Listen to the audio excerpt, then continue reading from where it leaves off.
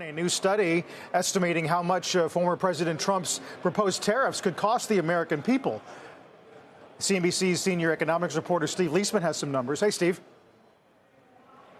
Good morning, Carl. Yeah, the Conservative American Enterprise Institute, took pen to paper, says the tariffs proposed by former President Trump, 20% on all imports to the U.S. would cost Americans as much as $3.9 trillion. Kyle Palmerloo, senior fellow at AEI, says that would amount to one of the biggest tax hikes since at least the 1980s.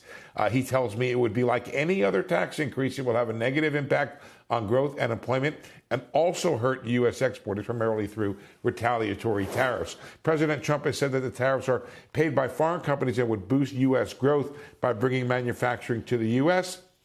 Most economists from the right and the left tend to disagree with him. In fact, conservative economists who find other parts of the Trump agenda, like tax cuts, will boost growth, say tariffs could nearly offset all those pro-growth policies.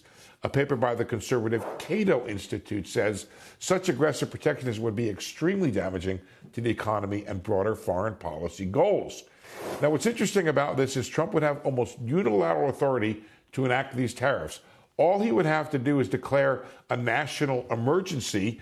Congress would need a veto-proof majority to end them after a year.